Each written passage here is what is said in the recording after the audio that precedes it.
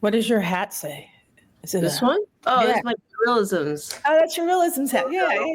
Yeah. I like it. I'm gonna have to get me a hat. Yeah. Okay. We are live. Intro coming in 3, 2, 1. Talking film biz tips with precision. If we can't make deals, then there's no collision. No biz, no show. That's the motto we breathe. Living fast, go slow. Dreams sewn from the sleeve. Action on the mic, church and hustle in the creed. If we can't make moves, then we ain't what you need. Hello and welcome to Austin Action Fest Action Addicts podcast. I am Keisha CG, one of your hosts. I'm also one of the assistants for the Austin Action Fest Film Festival. What's up, everybody? Joe Barajas here, local filmmaker, owner of Regardless Productions, one of the hosts here for the Austin Action Fest. You already know, stuntman, fight choreographer extraordinaire, the violence conductor, a.k.a. Benjamin Nathaniel Reddick II. And I am Danielle Cavanis Weatherford. I'm the owner of The Rock Group, and I am the Chief Creative Officer for the Austin Action Fest. We're glad to be here today. We have an awesome guest with us named Christine Chen. And Christine, it's kind of a tradition now we're starting to do. And so it's my job to introduce you. So Here we go.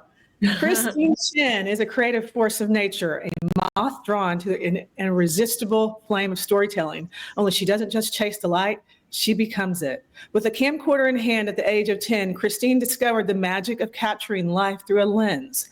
That spark ignited a blazing career where every project burns with passion, authenticity, and the courage to tell stories that matter. As the founder of Moth to Flame Films, Christine channels her relentless energy into crafting narratives that mesmerize and inspire. Her work pulls audiences in like moths to a flame, drawn to the raw emotion, bold visuals, and unmistakable heart, where she weaves that into her films. But Christine's journey has been anything but ordinary.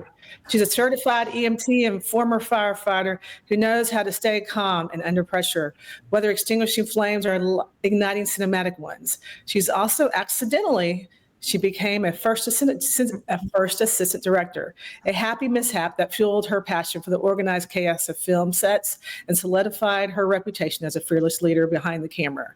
Her award-winning shorts, A Bird's Nest and Y'all Albie, have captivated audiences, and her debut feature, Fun Employment, embodies the indie spirit with wit, grit, and charm. Most recently, Christine dove into the swampy depths of imagination with Erzulie, a killer mermaid adventure that blends folklore, thrills, and a splash of indie magic. Christine's journey isn't just about filmmaking, it's about breaking barriers, from defying cultural norms as a first-generation Taiwanese American to swapping corporate spreadsheets for camera slates. She's living testimony to following your inner fire, no matter where it leads. In every frame she creates, every set she commands, and every story she tells, Christine Chen proves that when a moth dares to embrace the flame, it doesn't just survive, it soars. Welcome, Christine, to our... my gosh, I want that. Can you give that to me? I can give it to you.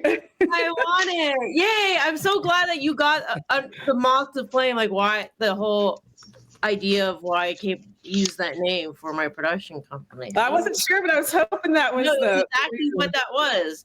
I wanted a name that described how I felt about films, which I'm always chasing the next idea. But I also want it to be the other way, that I wanted people to be attracted to what I make as well, like a Moth to Flame. So am I allowed to cuss? Because I cuss a lot. Doesn't bother me. I'm going to try really hard not to, but that's the problem, because when I try not to, it comes out more. So yeah, you can say what you got to say. Okay, I was gonna say, holy shit, that was awesome. Thank you very much. That's hilarious.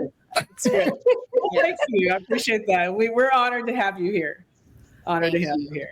Yes, former Austonian. My heart's in Texas. So yeah, I miss Texas so much. Yes. So what do you miss the most about Texas? Community. I think that's the biggest thing. I think I actually had this conversation with somebody yesterday on set. I said, like, Austin hasn't lost that like film is a privilege and a passion and fun vibe. It's dead in most of Los Angeles. So Oh, that's rough. it's like catch-22. It's people here just, it's a 9 to 5 essentially. They treat it like a 9 to 5. It's a job. It's a job. And there's pros about that. Yes, maybe people take it a lot more seriously sometimes or whatever, but like I do think you can have both.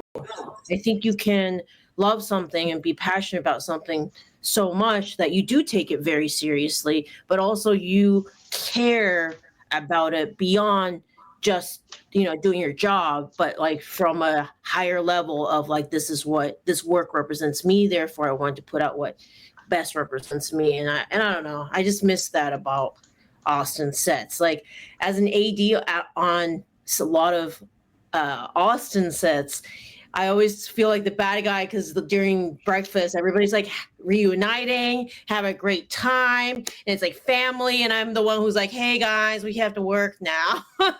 Yeah. Sorry. Yeah, that's right. We're in. Let's go. Gotta go. Everybody's just like, oh, I'm like, I know, I'm the fun killer. Yes, but I'm like, joke's on you. I'm actually the most fun. It just doesn't seem like it right now because I have to tell you no. Yeah. We have to work That's faster. the name of the game. Yeah. So, but I love Austin so much. So Yeah, doing the job of the AD, that's when y'all are having to rein everybody in. Bring it all in. Yeah, it's a people thing. It's just all about understand. I think that's the biggest thing for ADing is understanding people, and it's less about like the technical. Anybody can do the technical part.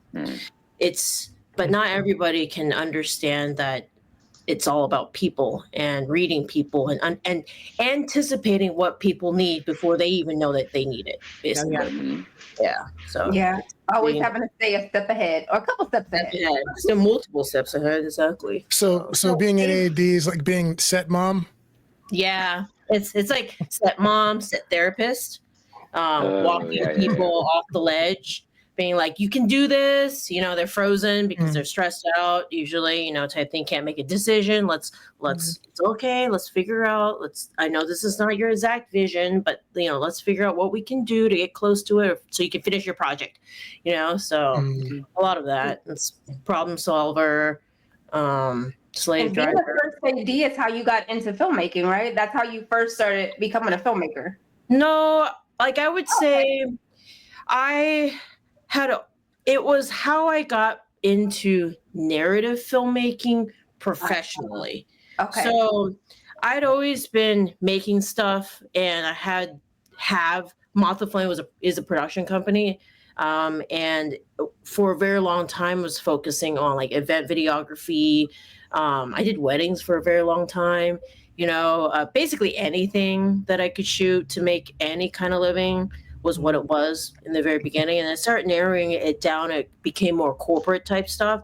But when you're running your own production company, you kind of are in this little bubble of who you meet and who you hire, right? And so it's like the Moth the Flame crew was who I associated with all the time. And what happened was somebody from that went to go build their own career, as a makeup artist, a really good friend of mine / also roommate now. She, started to step on other people's sets. And one day she was like, hey, our AD like quit. Do you want to be the AD for a feature film, basically? And at this point, this was 2016. I actually did not know what an AD was because I just assumed that producers did that. I literally Googled and said, what's an assistant? And even that, I'm sure you learned more that the Google's, it's not what Google says, right? Yeah. Well, Google said, run the set. And I was like, oh, cool. I do that. Yeah, sure. And that's lesson number one is always like, say yes. Figure it out later. Say yes. Be bold enough to say yes and then like figure it out later. But also be humble enough to admit that you don't know everything, right? And so that was how I accidentally fell into ADing. I said yes. It was a feature called Terror Birds that went straight to the Sci-Fi Channel from Mar Vista, LA crew. And yeah, didn't know, just went in and said yes and didn't suck. So then kept getting asked to AD. Like, all right, I guess this is what I'm doing now. But that is what branched out who I started to meet, because before that, it was who I hired, right? Then being hired as an AD, you come onto set not knowing sometimes anybody on set, and then those are all brand new people. And I think it's really then that my career started to become bigger and bigger, because it's always about the spoke, right? So you have one group of people, and let's say there's 50 people. Well, all 50 could be touch points for an extra 50 people from exponentially from those folks as well, right? So that's when I would say that I started to professionally become an AD, professionally work in the industry. But before that, it was like I was an entrepreneur, was what I was, a filmmaker who had ran a business. So yeah, that's an interesting thing. Filmmaking in general. How did you get interested in filmmaking in general? You know what? I thought I connected the dots prior, and I've always liked making stuff. When I was a kid, my dad had those old school VHS cameras where you had the big tape, and the way you edit is you rewind and re-record over it and then rewind. That's how you and you make the film that way. So I started just experimenting with that. And then I was like, this is more fun than like writing a paper. So then like in high school and middle school, I would convince my teacher, instead of whatever homework assignment they wanted us to do, I would do a film version of it. So like in English class, we had to do something about Huckleberry Finn. So I made like America's Most Wanted, but with all the villains from Huckleberry Finn. Instead of doing a paper for high school for microbiology class, instead of doing a paper, I made a series of commercials of products that were microbiology inspired. So I feel like I've been just conning my teachers into not letting me do it paper and making something instead. You were developing your pitching skills. Yeah. Exactly. So yeah, so I can relate to that. Game and everything. So I've always loved telling stories, because it's the one place that I feel like I can say whatever I want and be fearless about it. I grew up in a very traditional Asian American family where it is very structured, and it's very you don't get a choice about stuff. Like, you have no choice. You're a kid, you have no choice, basically. So you do this, or don't, or don't be in this family, basically. And so it was a lot of compromising, figuring out how to please what my parents wanted to do. And so because of that, I think I really gravitated towards having a voice through film. Like, that's the only place I felt like I could have a voice, type thing. Everything else was like carefully planned out for me. My dad had like the spreadsheet about like what classes I had to take in order to get the high GPA. Calculated it and stuff like that. So both my brother and I, it's great in terms of, we became very high achievers, and we developed extreme work ethic from it and stuff like that. But I really feel like I didn't really become a person, like had my own thinking until, undergrad, and separation from, being away and learning about myself and learning and that's when I started to truly develop as like an artist, and like, reading the stuff I want to read, and like exploring different hobbies and stuff like that. So yeah, film's always been there. Yeah. There's something you said there in the beginning where you said I was a business person, or I had a business. Just talk a little bit about that, because that's not normally how we hear people talk about their production company. I mean, the way you just talked about it there was expressing your voice, but when you first started, you mentioned, the business side. So just, can you expound on that a little bit? Yeah. I mean, I feel like this came from understanding at a very young age that to be my own person, the thing that that was keeping me under someone's control was finance, right? I understood very, very early on that to be able to do what I wanted, I had to have the money to do that, basically. And because of that, very early age, I learned to have my own businesses in order to have my own cash, basically. And that started off with, I started my own piano teaching company, which I've had for a very long time, and it pops up here and there where I still will have it. I sold knives. Yeah, I was always had this entrepreneurial spirit. And I think with the production company thing, it was like, I want to do film. I want to be 150% inundated in it. And the only way to be able to survive is to make money from it. And why not kill two birds with one stone and make money doing something that I love? So hence the production company and thinking of it from a business standpoint, which I think artists don't do enough. They don't realize and they don't really comprehend that every movie, everything that you make is a product. Mm-hmm. And they think, oh, it's art. Well, it's great if you create art, but if you can't make a living from it, it's a hobby, right?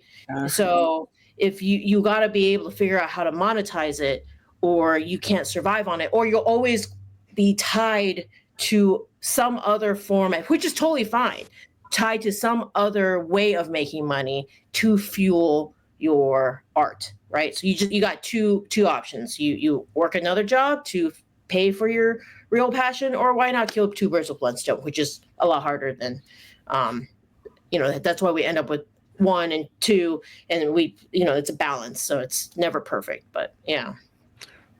Awesome. Your parents, do they see this as lucrative and as feasible? No, absolutely not. Absolutely not. Why you knew the answer before you asked that question. Absolutely not. And it's funny. It's frustrating, but I also get it because I get it. But they here and there I'll get you've tried. You've given it a good 10 years. Shouldn't you think about trying something else? Yeah, all the time. I get this, like, you gave it a good try, clearly you've not succeeded, so maybe it's time to try something else. I get this talk like every year. So is it like at Thanksgiving and family gatherings much. Or okay gatherings, and I'll be like, look at your brother, he's a surgeon, has 3 kids. I'm sorry. It sounds like a movie, though. Yeah, it does. Do you ever get the, are you actually making any money off of that kind of conversation? All the time. My parents are always like, they're always very concerned, but it's okay. Sure. I mean, like, and I'm like, a lot of it, I'm just like, how do you think I pay rent? Like, wow. Where do you take, like, you got the cup out. The cup is right, yeah. But they mean well. I get it. This is a consistently inconsistent industry. So it is what it is. You have, I was listening to the Indie Film Hustle interview. Oh, yes. And on that interview, you talk about, I think is it a law school or LSAT? Oh, yeah. And then he was in the film industry, or he made. Yeah. So the story of that was, I'm always trying. I sound like a terrible kid, but like I just feel like I was always looking for loopholes to like please my parents, but also get what I want. So you kind of have to be very manipulative about it. So I knew after taking a real job, after undergrad, I was an IT business tech consultant. I knew that I wanted to do films, but I knew also that I needed like a few years to just 100% focus on that, but not be a bum in my parents' eyes. So my thought was go back to school, right? And at that point, I had no clue what that would be. So I thought maybe become a lawyer. So I I don't know. Why not? So like, okay, well, I have to take the LSATs, and to do well in LSATs, you kind of have to take like LSAT prep courses and stuff. But the universe works in mysterious ways, and my LSAT like teacher was a filmmaker, and he caught wind that I was interested in film, and it was like, sweet. Maybe you want to come PA, didn't know what that was, on our 48-hour film challenge thing. And I just didn't know what that was either. So, because at this point, I'd only done documentaries, basically. Yeah. I was like, yeah, sure. I go on, and it was game over, basically. I went on the set, and I was like, whoa, like the person who's like doing this and like doing focus, there's a whole person who does that. Like, that's amazing. And because at this point, I'd only done everything myself. I shoot and edit, because that's what you do as a one woman doc person, right? You don't need anybody else. And it's just like on the set with like 30, 40 other people, and just mind blown about it. And so that's when I thought, okay, LSATs, being a lawyer is not going to get me anywhere. So I need to run a business in order to support myself. I need business skills. My parents would totally be okay if I went to get my MBA. So I'll get my MBA at a school that has a good film school attached to it. And then I'll just go and make connections with all those film students, and apply to schools strategically that had good film schools attached to it. And financially and everything, Austin is what made the most sense. And that is what I did. I would go and produce student films at RTF, and then we get my MBA, and I killed two birds with one stone. My parents were happy that I was getting my MBA, and then I was happy because I was making films. And it worked out, because that also, I was able to grow my brand while I was in business school. I was the only filmmaker in the business program, which has come and helped me multiple times, because I'm not in the same network as, I mean, now it's a little bit different, but like, because I've been out of the business world for so long. But like, when I first started out, if my friend had a small business, the only person they knew from business school that did films was me. So that's how I started to build my production company, and, have business immediately and whatnot. And worked with a lot of brands because of that. Yeah. So somehow these dumb ideas all worked out well. Yeah, that's strategic ideas you have there. Strategic ideas actually were brilliant when you. Yeah. Very cool. I mean, that's way more strategic than anybody else's origin story I think I've heard. I mean, I know Alex had a business. He was doing some things that made sense, but seriously, like that, I'm impressed. I did not know all that, to be honest with you. I knew you were sharp. I knew what you did. And I have your book, obviously. But I had no idea that you were that strategic about the way you went about planning your career. That's actually really cool. And there's something to take away there for people out there listening, because as we always say on the Action Addicts podcast, if we cannot do business, there is no show. Correct. Yeah. And as you said, you're a weekend warrior. It's a straight up hobby, but you're not going to be able to feed your family. And if I don't know how many of y'all out there watching are married, but filmmaking is an expensive hobby, and spouses and time consuming, and spouses are not normally with that. Yeah. They don't like that too much. So make some money with it. Yeah. So figure it out. This is the survival of the grittiest. That's what I can say. I actually wanted to switch gears and probably talk about something you have talked about many a times on probably other podcasts. But I mean, I'm just curious because I think it's still a real thing, even in 2025. Yeah. But you walked on a set, Terror Birds 2016. You were AD. You're female. You're Asian American. Yeah. You know no one, maybe but a few people. Yep. How did you gain and garner the respect of people, and how do you continue to do that? Because it's one thing to do your passion. It's another when you come to a male-dominated world, which I hate. It is what it is, and I'm a guy. But you are not walking into a position of, unless it's already a set that you've been on and people know you, you're walking into a position where I know you have to gain that, right? That authority and that respect. if you don't mind talking about it, I'd love to hear. Yeah. And I often I'm like, oh, it's improved significantly. And then I go to a networking event. I'm literally like, there's 2 women. And I'm like, great. Yeah.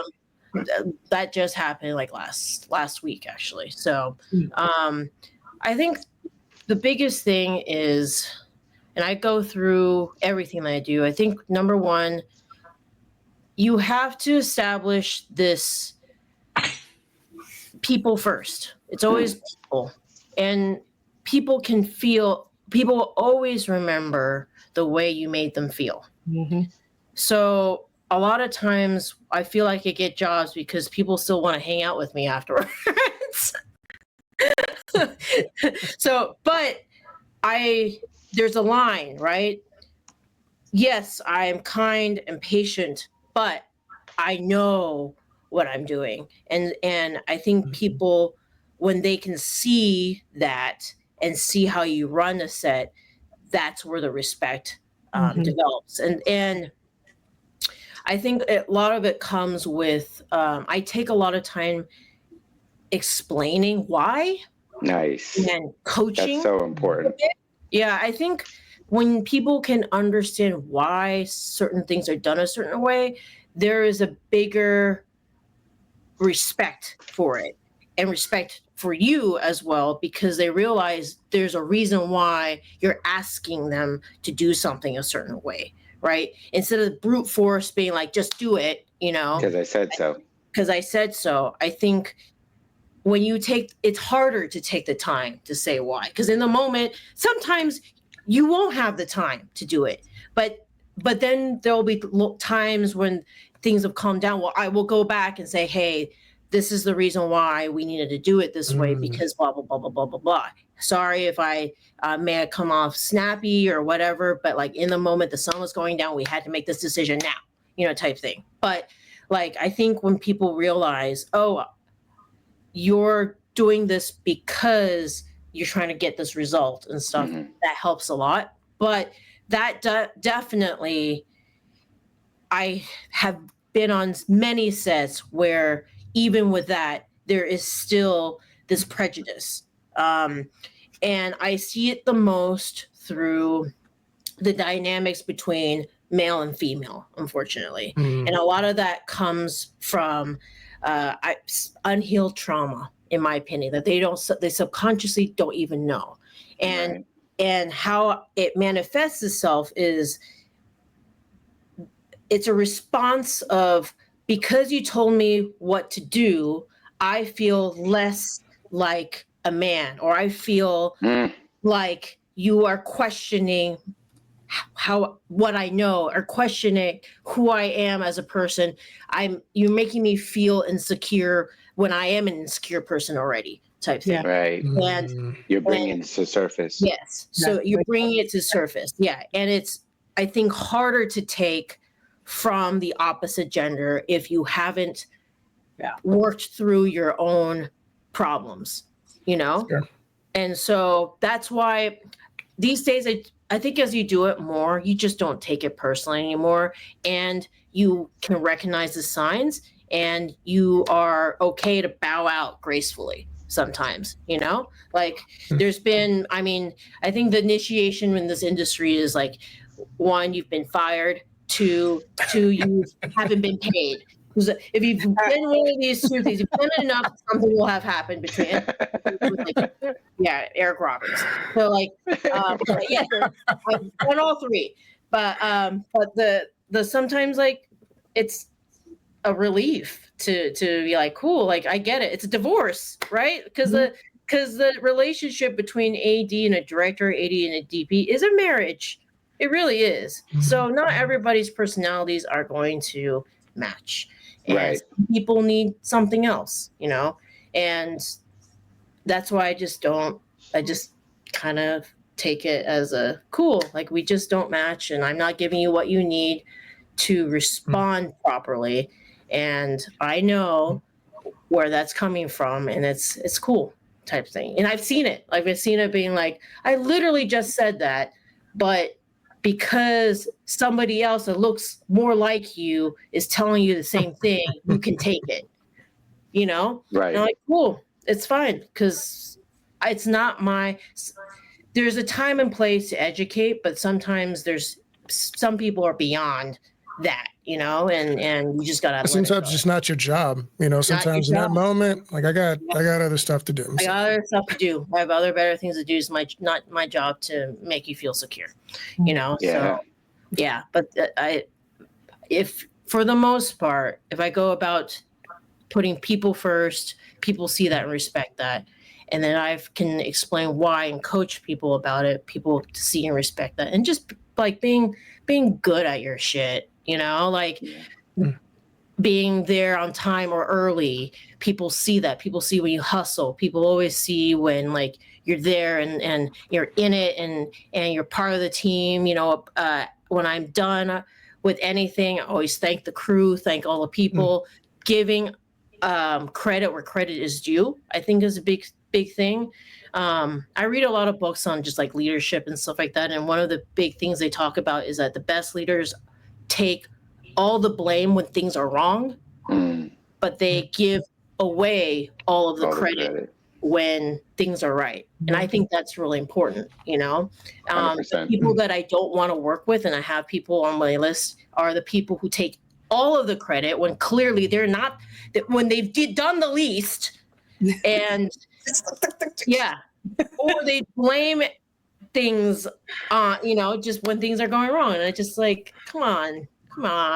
Yeah. Wait a minute. Okay, question. This list, is there like a physical list or just in your mind, It's in my mind. Luckily, there haven't been that many terrible sets, but I have a few that I go back to and just laugh about because it's just like, man, like I learned a lot. Every one of these sets, you learn a lot. I learned the kinds of people I want to work with or want to be, that's the biggest thing. Like when you work with a great director or you work with some great crew, you remember those. You remember like, hey, that person was great because I want to do that next time, type thing. Like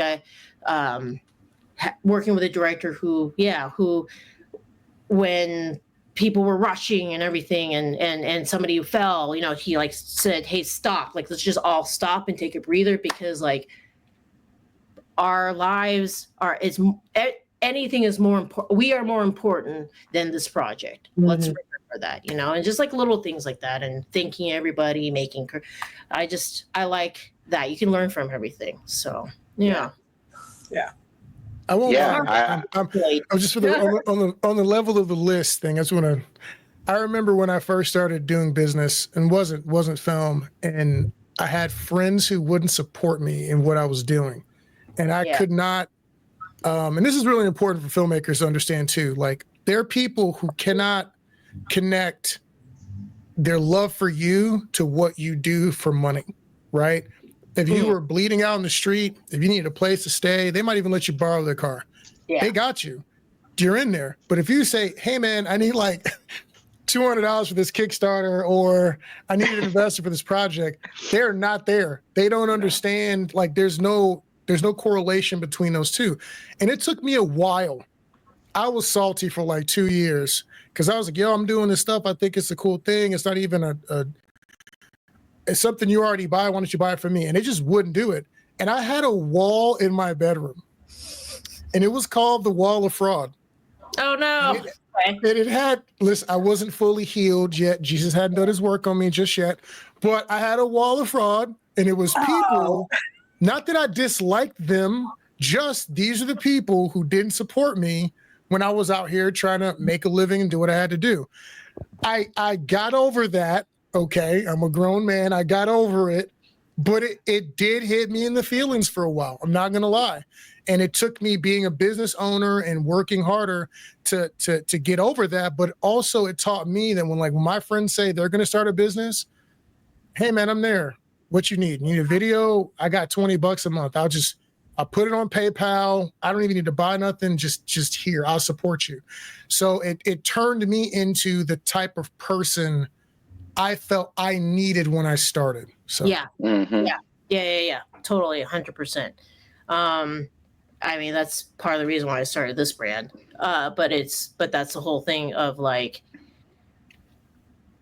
being that, wishing that you had that. So why not make it yourself to be that, you know? So that's, Reelisms was that I had always wished that that I grew up in a more supportive environment. And so one of my goals for Reelisms is to get to a point where we do well, that we can give away scholarships and stuff to anybody who is POC, you know, who's struggling, who wants to kick off their first project, you know, Right. just like, because I wish I had that, you know, and could be what allows somebody to start a dream, to believe that that's possible and whatnot. So the other reason we started it was because I think the old school mentality that's still in there, but getting better in the film industry, is this like cliquey, hey, you don't know this? Why don't you? You clearly are not good enough. I'm like, why do I need to know what a stinger, like nobody taught me from birth what a stinger is, you know? Yeah, you know, it's a weird word that we just say. Yeah. So you mean it's electricity? Just say that. Yeah. It's not Why like gotta be a it's stinger? I don't know your language. I've been there. Chord. Yeah. I've been there, Christine, that's for sure. But okay, just because you know it's called a stinger makes you that much cooler. Yeah. Oh my gosh. Yeah, We're speaking you know? code now. No, did we get into just a brief overview of what Reelisms is? Yeah.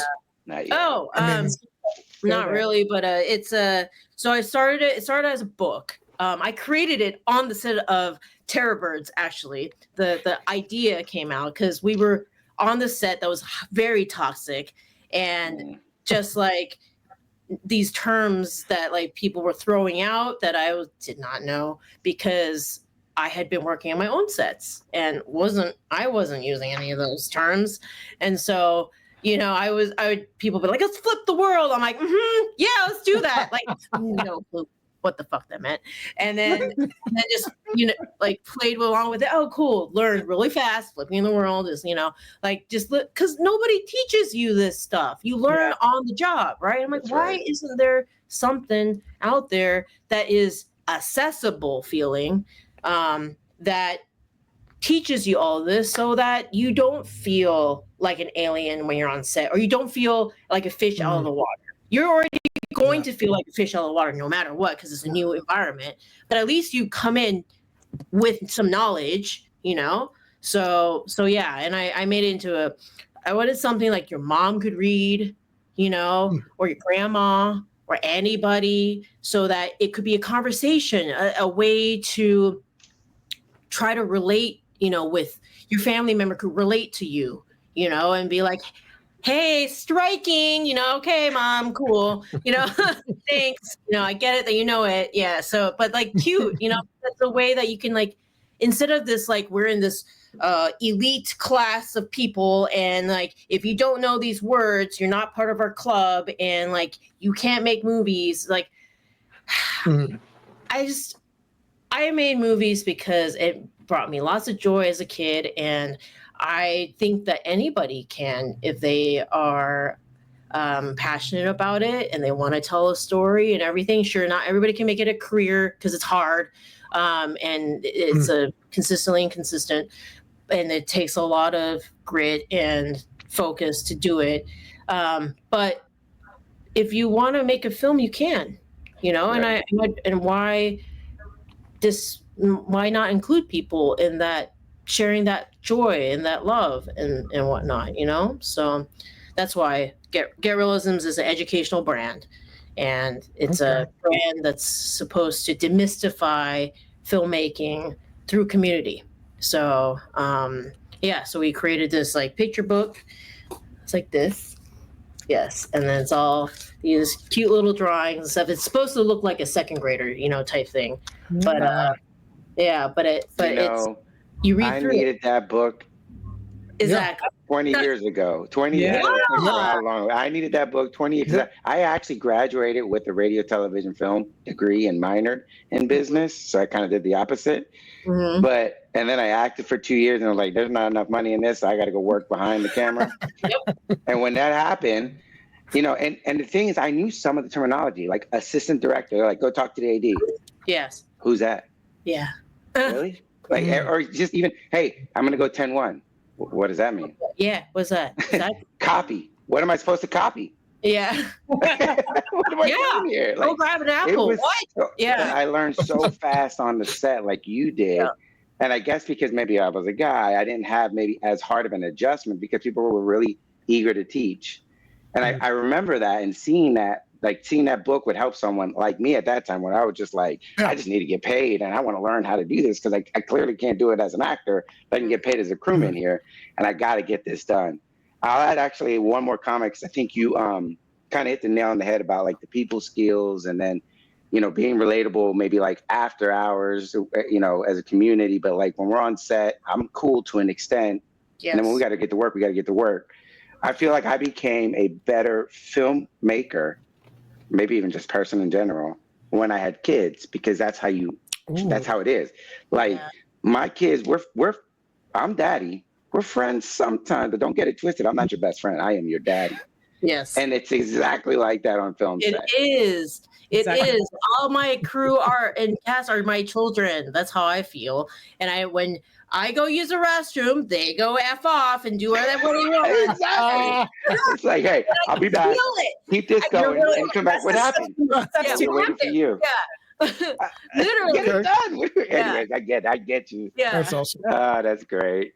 So you know, you have a vast amount of experience making these scrappy, smaller films as well. If you could only have 5 crew members, period, who are your top 5? Like, who's the most critical at a smaller, compressed crew? Who are your go-tos? Like, what positions are critical for you to do that? I mean, I've always had to play the producer by myself. I was always the producer, director, editor, and so I would say it's a luxury to have a producer, but having a producer is amazing. They're, I feel like, the least appreciated job. They're the ones that make sure people get paid. They make sure that you have the resources there. They're the ones that, and the bigger the projects, I think the more appreciative you are of that role, and how not having to do that role allows you to fully focus on the actual role that you want to do. You know, for me, it's directing. But I haven't had the luxury to be, now I am getting to the point where I have been just coming on set to just direct, which is like the most amazing thing ever. But yeah, like prior to all that, I had to do all that, you know, like find the locations, find all that stuff. I think that is a pivotal role that is very, very, that people need. I think that, and then if you have a producer and an editor, and obviously the camera person, but that person can be the same person as a director sometimes, but the editing, because I feel like projects die in post. I think that is the part it's always these least sexy jobs that people forget about that are actually the most crucial. Yep. So they like spend all their money on, let's film it, you know, and let's capture. Okay, maybe hopefully you're smart enough to have a good sound person, and then they do have the footage, but then they're like, oh no, we spent all of our money. Now we have to put it together, and we don't have money to put it together. And that's where projects go to die. So if I always tell new directors and stuff, like, figure out how to edit. If you can edit, you will get your projects done, and you will be able to finish things and put them out. And I think the reason why I've been prolific in my filmography is because I edit. I haven't had to, that is one position I haven't had to rely on, so I can put the most resources into the production aspect, and then I can rely on myself to do the editing. And that came from my background as a documentary filmmaker. That makes a lot of sense. Can you clarify when you say editing for me? Are you saying soup to nuts, Foley, sound design, score, or are you talking about just laying down your your Honestly, first cut. just laying down the cut Nice. is enough. You know, the other stuff is yes, details and everything. But if you cannot understand how things are edited, you're not as good as a director. You're not as good of a writer, in my opinion. I think editing, if you know that, you become a better everything else, because you know it's the whole like working backwards, being retroactive for something. If you know what your end product is, then you'll know how to get there easier. You know, and I see this ADing directors who have zero editing experience, and I can see it that they have zero editing experience. I can see it in the way that they these are the things where I can see that I'm like, oh, you haven't really directed very much. One is yes, not knowing how to edit, because they're frozen when they're not able to get exactly what they thought they needed, because they can't think beyond ways to achieve what they want in the story to the edit, right? And so let's say in a scene when this location fell through or whatever, and they only had I can, as a writer editor, know, okay, I can edit this and put this and piece this together, and I still have a story, right? Somebody who's inexperienced and doesn't have that can't see beyond it. They just see, I'm screwed. I didn't get everything that I said I needed, right? But that's the problem, I think, with indie scrappy filmmaking, is that you're lucky if you get 70% intentionally wanted to get at the beginning, right? Because things happen. That's Weather, so true. you know, so many things go wrong. So you're lucky if you get like 70% at the end. So, and understanding editing can help save your film or make it better, you know, type thing. So, Or even so I'm so glad you said that, because you just helped me realize how sometimes I'm fixing some of my own work, because I'm going to make sure that we walk out with the coverage. A lot of times I'll say I got what I need. Yep. But there might be something in post where I need a Band-Aid. And I'm pretty notorious for getting handles on each side that save so much work. So I don't do reshoots, right? I don't have to, because I have so much coverage. Right. Yeah. So it's better to get the most then and there. But I never actually, thank you. I think I owe you some money, man. I never actually put together that. Probably what's making me successful in that arena is because even though I refused that in my own work, that's what I graduated. I got a degree, worked for the WB when it was WB for a while doing editing, now CW. But I refuse to do it now. I get everyone else to do it. And that's totally fine. But you know what, one day I don't want to either. I won't take, I've had a couple of editors tell me straight up, you didn't get enough. I'm like, no. You're not seeing it the way it needs to be seen. Yeah. Anyway. No, that sounds like, but actually what you guys are talking about is what when I first got into film, I'm the same way. I learned on the fly. I learned reading a bunch of books and being a PA on sets and just listening to whoever would tell me anything. And I remember in Rebel Without a Crew, that was one of Rodriguez's strengths, is that he was an editor director. So he knew, I can fix that in post. I can cut there. I can move stuff around and recombine it when I get there. So that's literally what I'm hearing you say right now. Yeah. I think you have to have that when you don't have the resources to just throw money at the problem. You know, your strength is, I think this is either being a good writer or being a good editor. Yeah. Which is kind of synonymous, honestly. Like I've learned how to be a better writer through editing as well. Wow. Because I'll read, you know, I can see what I wrote and what I ended up with and know like, oh, this didn't work. Like what I thought, how I wrote it, or like I missed this whole thing that I should have written in there. But like, I clearly didn't film that because I never wrote it in it, but I need that in the edit, you know? So I really, really learned how to be a better writer through editing. I know acting tends to make people better writers because you realize how quickly what you wrote that sounds terrible when you say it.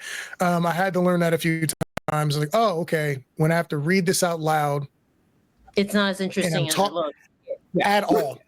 And I learned that very, very quickly. You learn that in the edit. That's why I learned, like, this like 3-page dialogue, like monologue thing I thought was epic, like not very interesting in this edit. Yeah. Not it's cool. Still epic when you trim it down. Well, that also goes towards the directing piece of it. You know, from the acting side to the directing, I mean, you really understand your team a lot better. You're crewing and you're acting at some point, you get it. And then the story piece of it, because if that story sounds terrible as you're reading it, I'm like, director, please. Yeah. Yeah. So one of the things you were saying also about, which I think is useful, is I was taught to be a predator. So we were taught to be producer, editors, but also everything in between, right? Which allowed me to not be in scenarios like the ones you're talking about, where someone could hold my footage hostage, where someone could say, well, I'm not going to edit. I'm like, great, sure. I shot what I wanted anyways, so I already know how to edit it. I just didn't want to do it. So you're not going to fleece me, ma'am or sir. Because I've seen those scenarios happen where you don't know how to do anything.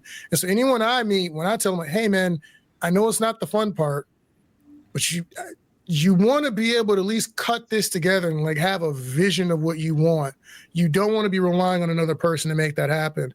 So I love the fact that you're saying that, because it has saved me a lot. And I've learned a lot once I messed up something in the shooting side, and then I go to edit it and I'm like, oh yeah, we didn't even get coverage. I'm going to have to make up something here. You learn to be a better director too, because of that too, because you won't forget to do that next time. That's right. You know? Yeah. And I think the best directors are the ones that have perspective, like that they have done, or they have at least an understanding of everybody's job to know why those jobs are important. You know, like when I first got into filmmaking, I had no clue what art did. You know, like until no clue, just didn't know. Like, props. Okay, cool. Like it's just that's what they do. They bring props. But like, then I really always just thought that, you know, Wes Anderson's stuff looks the way it does because of coloring, and it's not. It's because he goes in with a highly specific palette, and all of that is reflected in every set design, every piece of costume, and that's what creates the look. But you learn that through doing your own stuff and being like, why can't I get that look? Right. And when you understand, it's because art, or it's because of this, or because of that, then there's just a greater respect for those jobs. And I think you learn, and you're just a better director like that. Like if you've a director who has been on the other side of the camera, who acts, for example, I will jump in and act. So I will understand, hey, this is hard, like being on this other side. So, you know, like, how do I gracefully help my talent to feel comfortable in a space to be vulnerable, you know, type thing, because I've been on the other side?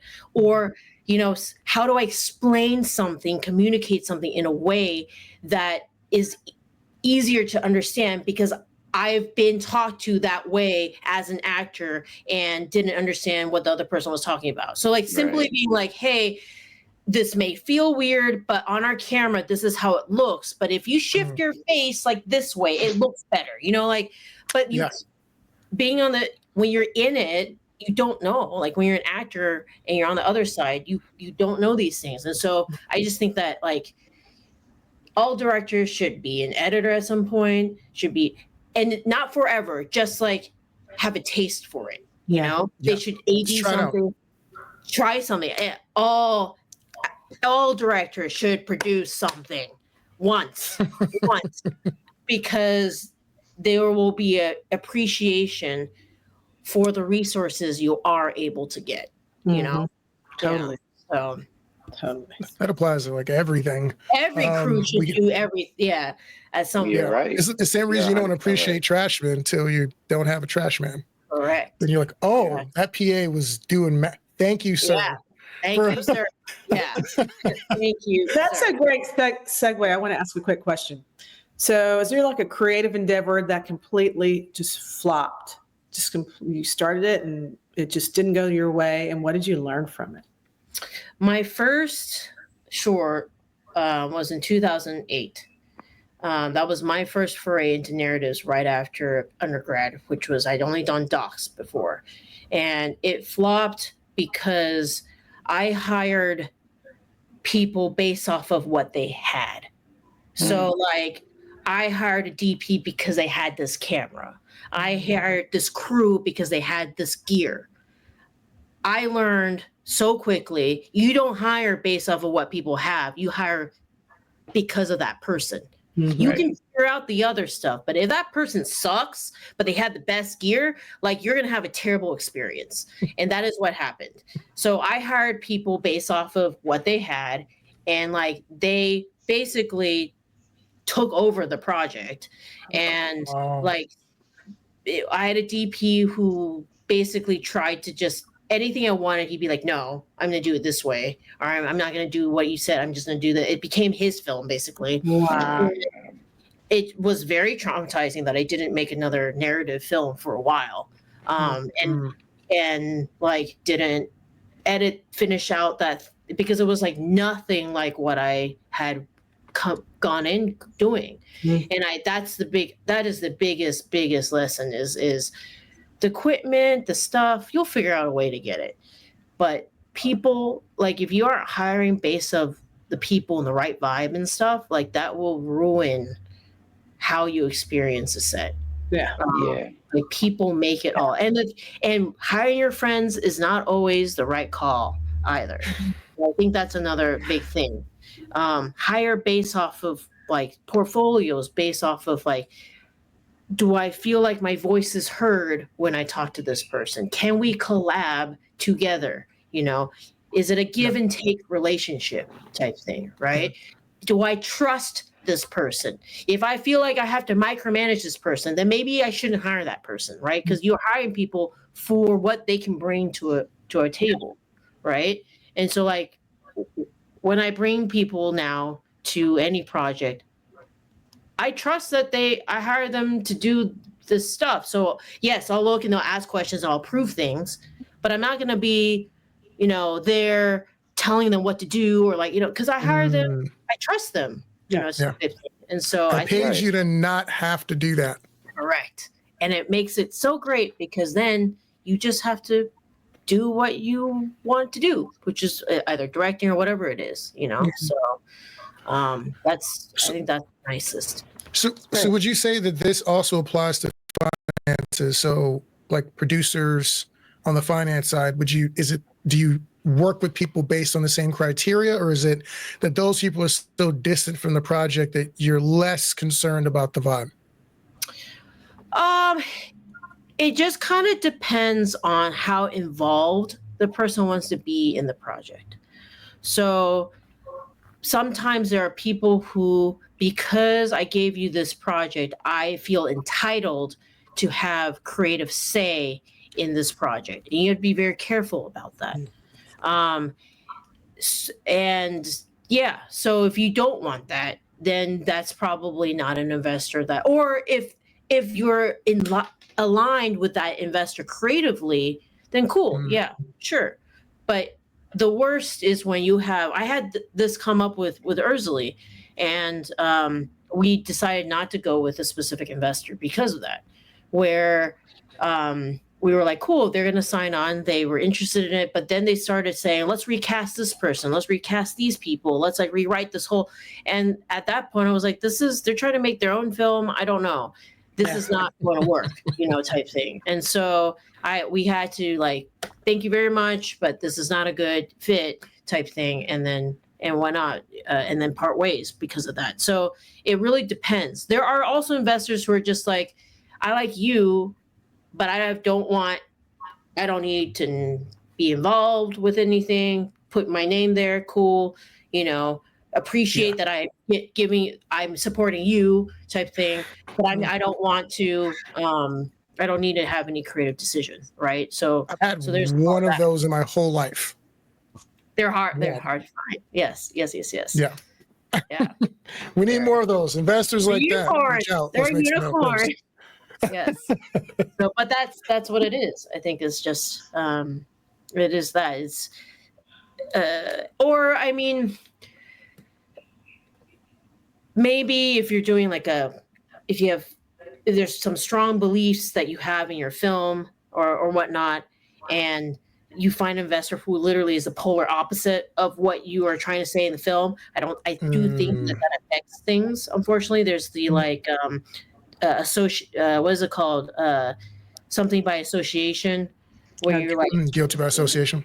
guilty by association. Exactly. So people might feel like I haven't ever had to have this issue, but like I know that one of the films I want to make is specifically about like gun control and just like stricter gun laws and things like that. So like if I go and live show. find an investor who like doesn't believe in that, I feel like that would be weird. So Not a good mix. Yeah. so I say that I feel like that's would be the specific examples. So Awesome. Okay. I'm trying to see You if we see, get everything. I have my own set people here right now. That's great. Here's my little PA asked if I needed coffee. That's so great. Aww. So what's next for you right now, Christine? What's the next project on your list? I have a friend who says, "You write like your life depends on it." I'm like, yeah, it does.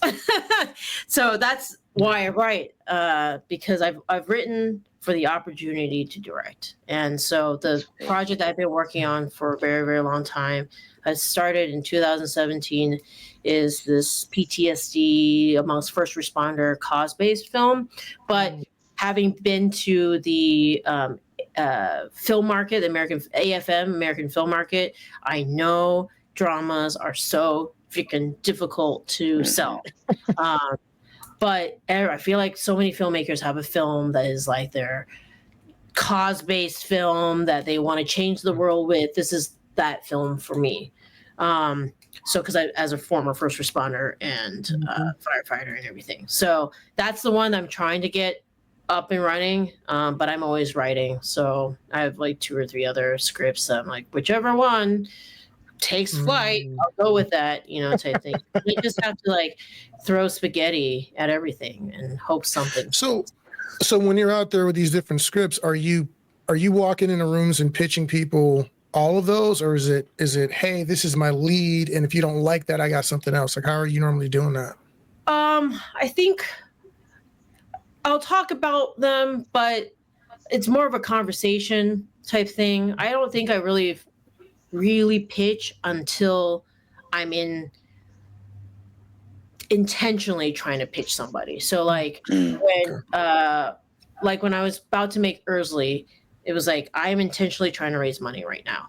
So I'm setting appointments and that I'm here to pitch to you type thing. But on a day-to-day basis, we're pitching all the time, but it's always just like a conversation. Like, what are you working on? Here we go. These are the things I'm interested in, and talking about and stuff like that. That is a pitch, kind of, but it's a good way to look at it. Yeah. So I think these are just projects I'm very excited about, and they give me lots of joy writing about them and stuff like that. But yes, that's the En Route is the film that I've been trying to get off and running for a while. If not, I've got a bunch of other stuff that I'm developing as well. But I feel like you're just in this constant loop of, okay, who knows when this is going to happen? You planting seeds all the time. Here's a seed and it's taking a long time to grow. Great. Let's plant another seed and see what happens. Let's plant this seed.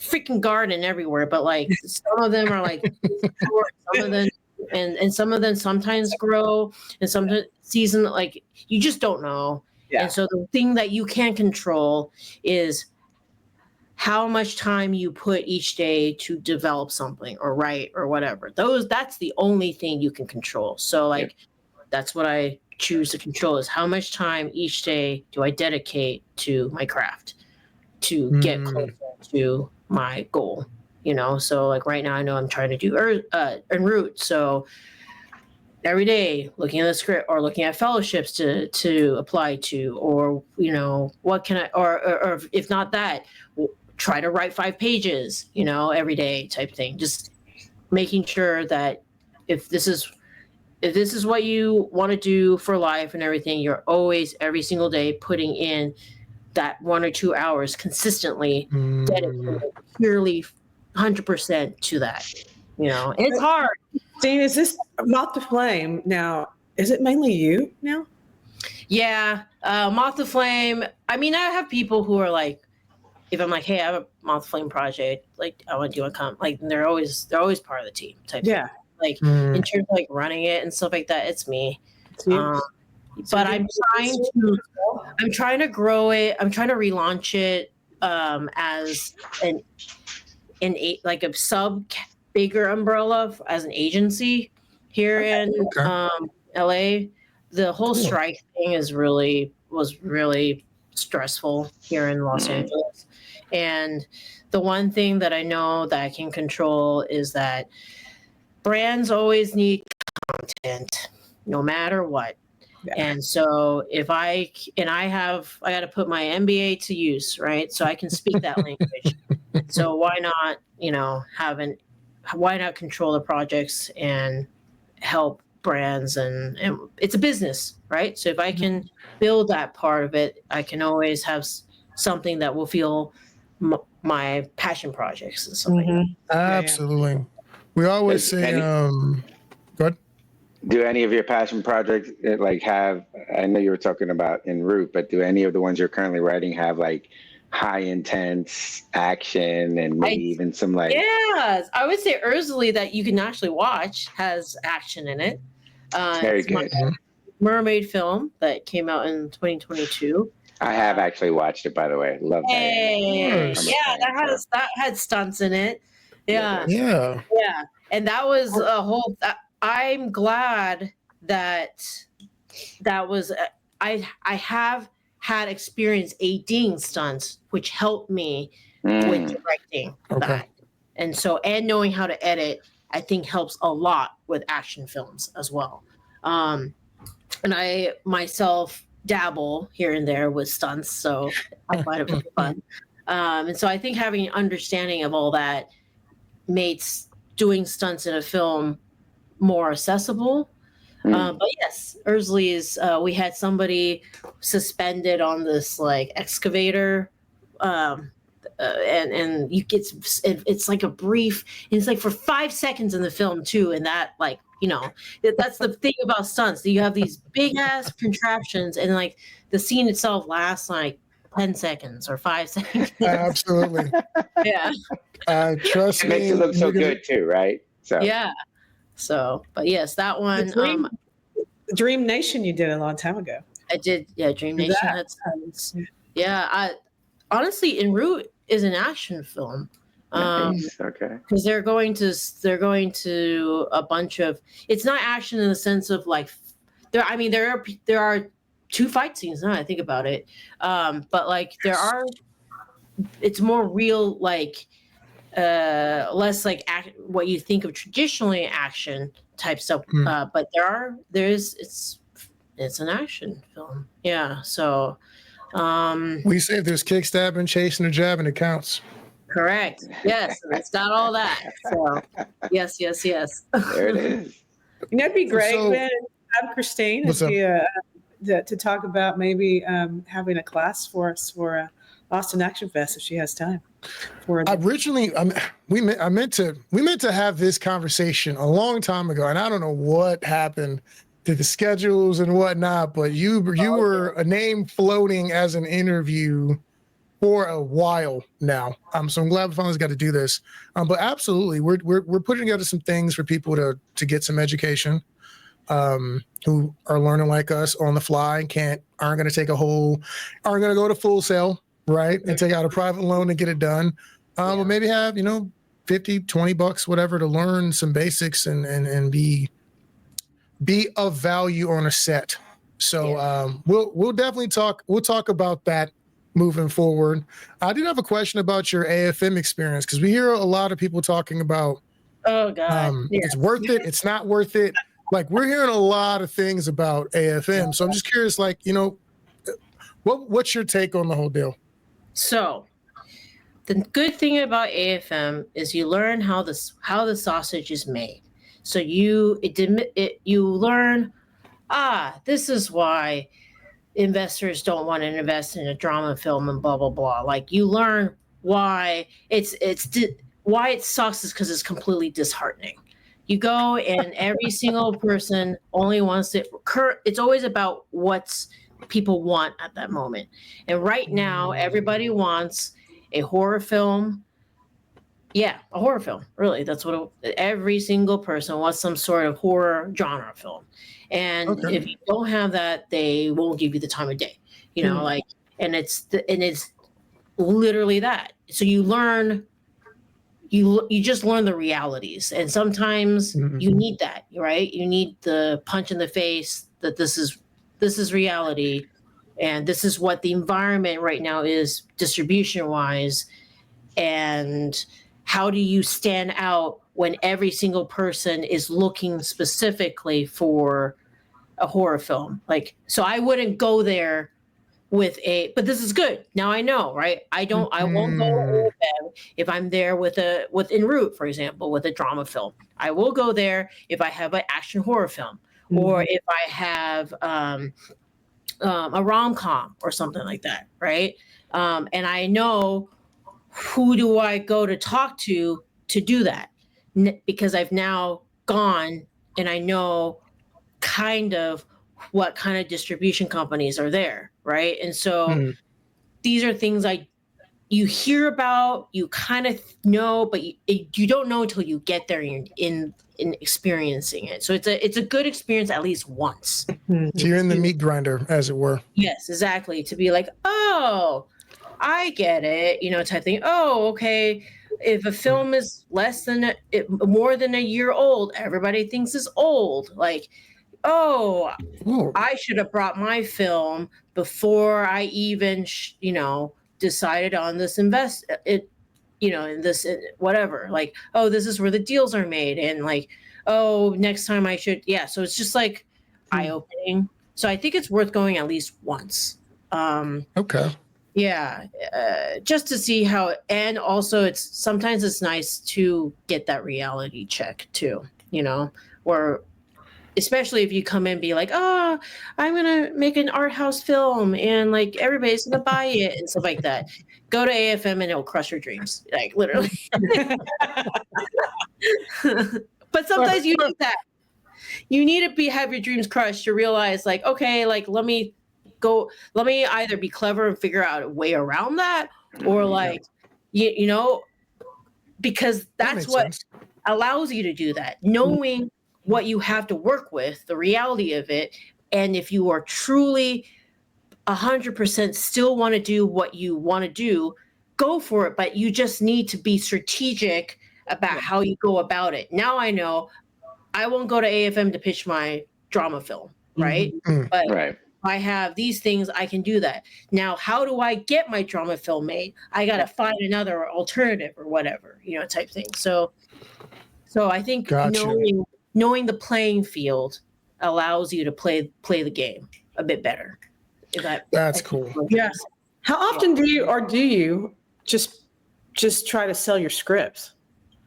I haven't. This year is the first time I wrote something that was purely to pitch. Yeah. But usually I don't, because I write in order to direct. Yeah.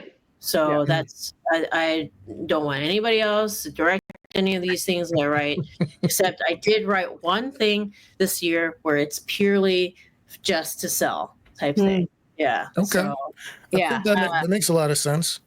Makes a lot of sense. I think the reason is I never considered myself a writer for a very long time. Really? Yeah. It's only recently I'm like, oh yeah, I guess I've been doing this for a while. I'm a writer now. But like, I always I still see myself as a director first. And I only wrote out of necessity to be able to direct the projects I didn't see that were out there, available out there, to make that a possibility. I guess it's a little bit like, I always tell actors, like if they want to be in a certain kind of role and they're not getting it, that they should create that role for themselves. Absolutely. Yeah. And so that's what I did with writing was I didn't see those, that kind of script, those kinds of movies out. So I wrote them so that it would be, type thing. So, yeah, but I didn't really have any formal training in writing. And I still have that, imposter syndrome all the time of like, I didn't go to school for this. And like, there are people, I have a friend that, went to grad school for this stuff, but I think if you practice a lot, you just naturally get better at it. But I was the shittiest writer when I started. I've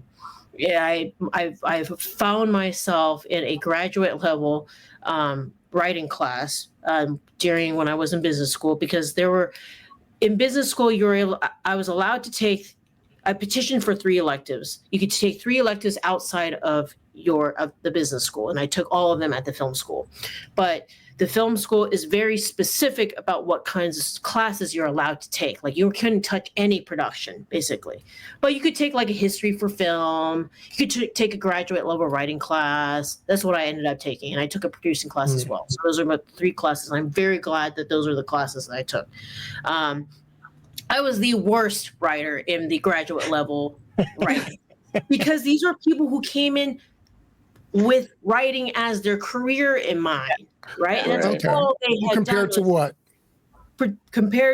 Just writing. Compared to me, who's just had, I just want to make stuff, I just want to direct in mind, right? And so, like, they knew the proper way to write things. And so, but that's nothing makes you swim faster than being the worst and wanting to be the best in it. Yeah. Practicing.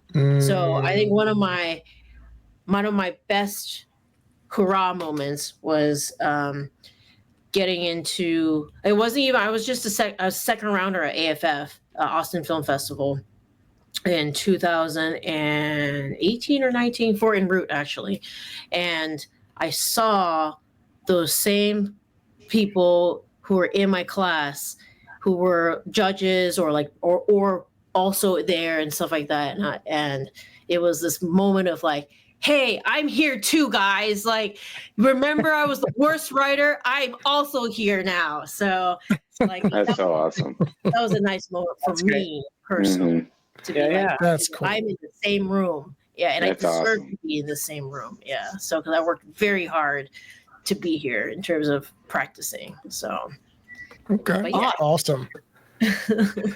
So with all this production, we're talking about writing, and it's funny what you're saying is I felt the same way. I still wouldn't say like I'm some great writer, but I realize I've written probably like 20 or 30 shorts and about 4 movies.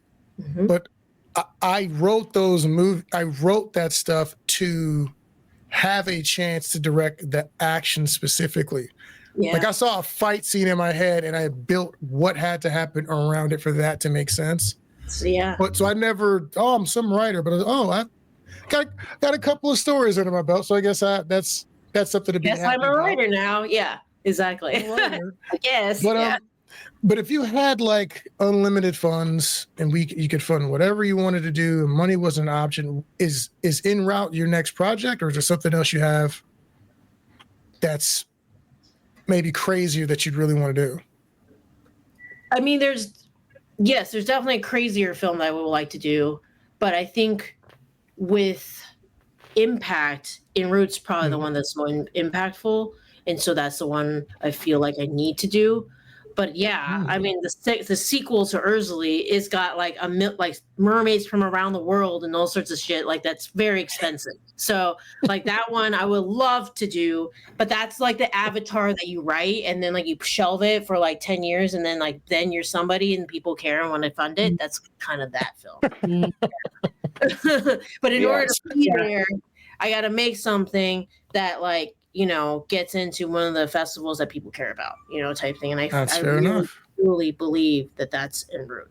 Yeah. So that's fair enough. Yeah. With your brain, the way you're seeing things, like like the things that have been going wrong in Hollywood, you know, whether the budgets are too high or the marketing's wrong or whatever the thing is. How would you fix some of this stuff if it was up to you? Like, what would you? Oh man, how long do we got? Just kidding. I mean, I've had this. maybe the abbreviated version. Yeah. Okay. One would be decreasing film permitting costs. So as a producer, I would never film in LA at all because the cost of just film, like getting permits, is already going to cost how much money you're going to have for your scrappy budget, you know, type thing. It is so difficult to film in LA. I believe the direct exchange rate for LA to Austin is you can make a short film in Austin for like a pretty decent one for $5 to 10 grand. In LA, that translates to 50 grand. No joke. Wow. No joke. Because of all of the red tape and all that stuff that you have to have in order to be legal or whatever in LA to film, right? So like, I don't know how anybody makes anything in LA at all. So that's the biggest one is film permitting, making it more accessible and easily. But Film LA has literally said like in their whatever blog or whatever article that they did that because they only care about big productions. They literally Really? Yes. Wow. They do not care about little tiny scrappy indie films, which is so dumb. And I can explain why. Because it is people create stuff from they learn to be a filmmaker by making indie films, by making little films. So you're squashing that and you're going to be left with just only pros in LA, right? But those pros are the ones who are dumb enough to move there, right? But maybe some of them will be like, stay in their hometown and be able to make stuff, and they're comfortable making stuff, and maybe they'll continue to grow in their hometown and be bigger and do continue, and then you develop that talent that stays there, right? And LA is lacking that. What they have is great branding and great history. So people have this think that this is where, because it was many, many years, this was the town to go to make films. And what LA does have is the infrastructure, but you can build infrastructure everywhere else, right? And that's why people do. There are so many rental houses here, so many, right? In Austin, I can count like 5, right? Okay, there's 10 now.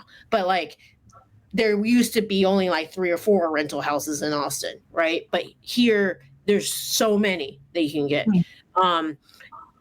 So that's one is just really permitting. And then the second one is definitely tax incentives. They don't have really good ones. Austin, Texas in general has been okay iffy in terms of tax incentives. It's been off and on, but I think what Austin has is that passion that's kind of disappearing from LA. It's a job here, right?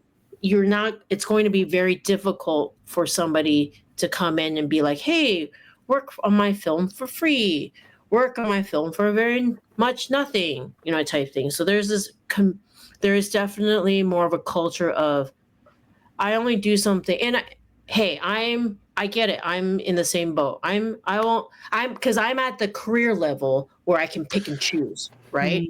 So the people here who are, come here because they want to level up, we're at a career level where we only have so much energy and we only have so much time in the day, and so we have to be very highly intentional and specific with what projects we put our name on, right?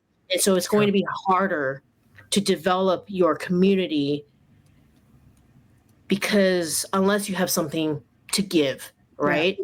So that's the way I can Makes sense. Fix it, like my first film fun employment, I didn't know anything. But I was able to find just as other people who were also didn't know anything and wanted to like learn and work together for a project for fun, and we're having fun, and stuff. You just don't really get that very much in LA, or like at a certain level, it's just, I don't know. Well, it's just like you said, it's survival, it's scrappy, it's moving fast. And if it's like that, I mean, I lived there for a period of time, so I know what you mean. Everybody's just trying to survive and eat. And when you're in that mode, you're not thinking necessarily, happy flower, sunshine, collaboration. You're like, I gotta get paid. I gotta eat. Yeah. And that's something that I really realized in the last 2 years. I've two and a half years now that I've been in LA, that's also not the best environment for creativity either. Because when you're in survival mode, you are just trying to survive. Yeah. You don't have that time to sit and think and just, not try to look for jobs, not try to worry about that you haven't gotten a job, whatever, type thing. So I think what Austin and the South gave me was a safe place to experiment and try things and find people who were also in the same place to try things and learn things and create because they wanted to create, because they, for the love of creating type thing, you know? And the only reason why I moved to LA was because I was recognizing that at a certain level, it is a job. You have to have that mentality, and people at that level are flying all the people that have that mentality from LA to Austin. Yeah. Right. And I wasn't getting considered for that. I was only doing certain, if I wanted to do AD 2 million and below projects for life, I was doing well. I was doing really great. Didn't have to go network and do much anymore. It was just, I was turning down gigs all the time. But I wanted to get over that bump. I wanted to get into the union world or whatever and do the studio films and see what that's like and be on a TV set. I haven't been able to do that. And so that's why I moved to LA. Find an agent, because everybody and their mom here has an agent. So get that, whatever it will for people to take me seriously. Yeah. From an outsider world. Like in Austin, in the South, people take me seriously, but outside, like people just saw me as a filmmaker. It's so weird. It's like, it's a brand. No, I know exactly what you're talking about. It was an experience for me when I went to LA, and I was doing more stunts than the shooting at that time, and went to a meetup, was hanging out with these people, and essentially I was told, if you didn't do it in LA, it doesn't count and nobody cares. Yep, I've heard that. At least, and I was like, to the rest of the world, and perception is reality sometimes to the to your non-circle, right? And I saw this when I was aiding for something, and I was sitting in the production room and hearing the producers, and like literally I was trying to get them to hire this local production designer because I knew their work and I knew how good it was, but they really wanted to hire this person from LA. Because to them, the LA person was better. Right. Even if they weren't, which is that's just how people are. Why do we buy Nike versus something that looks exactly the same? Because there's a really weird perception that is just better and more trustworthy or whatever it is, right? And it's the same thing, sadly, when you get to a certain level. I believe you should practice and play as much as you can in a more friendly film environment that allows you to, I would not have been able to make 10 to 15, I think I've made like 15 shorts. So like in LA, because like I said, the conversion ratio is literally 50,000. Trying to do the math in my head on that. And for a short in LA to your 5,000 in Austin, like that's 750. No what are we talking about? 50,000, because like AFI, where I mentor, the American Film Institute, I think is what it stands for. They require their students to raise at least 50 grand for their shorts. That's how I know it's 50 grand is what it is. Really? Yeah, they require you. Now that's a really good film school, in my opinion, because like you have to do every job type thing. So I don't know. I can go into that later, but like, yeah, at a certain level, sadly, you're dealing with not just people within your industry, but like outsider perspective, right? And so your investors have that perspective, right? Unless they're local to Austin or wherever you're trying to, but the bigger investor, I don't know, is going to be like, oh, you're a tiny filmmaker from wherever. Right. I want the LA brand, New York brand, whatever that means, and sadly I didn't believe that until I got to a certain level and realized I was hitting like a glass ceiling, essentially. Well, I mean, you've seen people, even when it comes to cameras, that, I want to get the guy with the red. Yeah, but the guy doesn't know how to use his camera, though. Right. He doesn't know how to light. Yeah. So, I mean, you can do that. Do you have you have a computer that can handle the red footage? Mm-hmm. No. Are you sure you want the red? And I mean, we ran into it recently with this guy. We were talking to somebody about a project, and I said, hey, we could do that project in Texas for like $250,000. And the person made a face. Like, yeah. And I was like, what's that face about? And we're, having a friendly conversation because I wasn't really pitching them. It was just telling them what we were doing. And they were like, well, that's not enough. She said, the people I work with, if it's not 5 million, they're not even going to take it seriously. Yep. And it was like, it was an adjustment in my brain of like, I hear some people, this is what they're doing. And then other people are going, if you don't tell me it costs at least a couple million, I don't think your film is real. That's correct. Yeah. That is just. That's why that's another thing. Like when you go to AFM and stuff, and if your film costs very little money, you don't talk about it. You just say it's below 1 million or something. Right. It's below 2 million or something. Because people, for some reason, just don't. They perceive it's a value perception. I think Walmart versus Neiman's. Yeah. So I mean, yes. I mean, you have to have the Neiman affordable luxury in a sense. Yeah. It's branding. Yeah. It is. Yeah. This product. Okay. Well, we've been at this way longer, actually 30 minutes longer than I thought we were going to go. So thank you so much for giving us your time, Christine. I have one final question, then just any your closing comments. If there's any tips, because we're in Texas, Austin Action Fest and Market, any tips, like something that you think filmmakers here could be doing to be more profitable so they can do this full time? Is there any suggestion you would give them from now that you're on the other side, like something we could be doing here or they could be doing to get closer to making a living in what they do, what they love? Figure out distribution. That I think if you can figure out distribution, whether from a self-distribution or becoming somebody who does help distribute, which you guys have a very good platform for. Essentially, you guys are curating, a specific kind of film and everything. Why not become also somebody that helps to distribute? But then that also means that you have to go find and make those connections. So it's a lot of work. But I feel like whoever figures out distribution holds the key to the kingdom. Mm-hmm. And everybody is in this race to figure this out right now. Mm-hmm. Nobody's figured it out. There's some, that's why YouTube stars and YouTubers and TikTok people have so much power, because they've learned how to do that through influence or through their following and everything. And why they're getting money to create stuff is because where the people go is where the money goes, right? So figuring out how to harness that. Interesting. I've had some people mentioning something along those lines of like, if there's a movie like Erzulie starring Texans, I don't know where to go to find it. So like if I don't know Layla, I know her. That's how I know the movie, but I know you.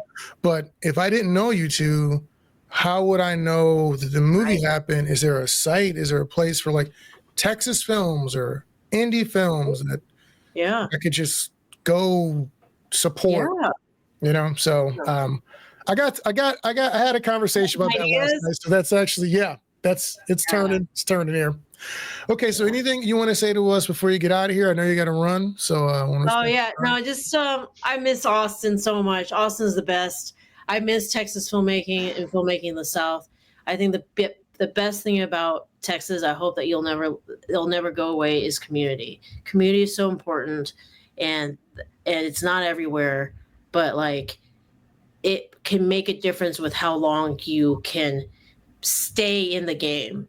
Because man, whenever I feel so lonely in the industry here and sad, I always think of, I just drive back to Texas with my friends. I always joke that I have this like IV bag that I go back to Texas and fill it up, and then I come back and it slowly drains out. And then I come back. Because just, I don't know, Texas always has my back, and I love Texas, and just keep on keeping on. And I think the only way to do it is if we all kind of support each other and uplift each other and make the pie bigger, because the pie is not just a certain size, you can grow it. So abundance, we gotta all have an abundance mindset and help each other. So then that's what's lacking in LA. So grow the pie. That is a perfect closeout note. Who wants to take us out? Tell us all the social media outlets too. Oh yeah, the biggest one is Get Reelisms. I think Get Real, like REELISMS.com. So if you want to learn about films, want to gift somebody, get something to your mom to help them, connect with you about films. We also have the baby book now, which is what all my friends who have kids now get. That's awesome. I'm going to get that for my goddaughters. Yes. That's awesome. Yes, ABCs are amazing. Because A is for Apple Box. That's right. And then, if you want to watch something, please watch. Would love for you to watch Erzulie, which is on Amazon, Apple TV, all that jazz. And made with Southern crew all the way. So, all right. Awesome. Thank you. Danielle or Joe, when do you want to take us out? Is it going to be on me this time? Yeah, you can take it out. Go ahead. All right. Well, thank you so much for joining us again on the Action Addicts podcast. Big shout out to Christine. She's awesome. Get the book. I have it. Now I'm going to buy one I have a student. I'm going to send him a book because I just thought about he's new to sets. He just went to his first set this weekend. I booked him on something. And my goddaughters are going to get a couple because they're young. So they got to get inundated with film terms early because, they're going to be PAing. We love you guys. As we always say, keep fighting, share this, subscribe, hit the noti bell. We're going to keep bringing you content like this. Hopefully you got something from it. Let's make some more films. We love you guys. Catch you on the next one.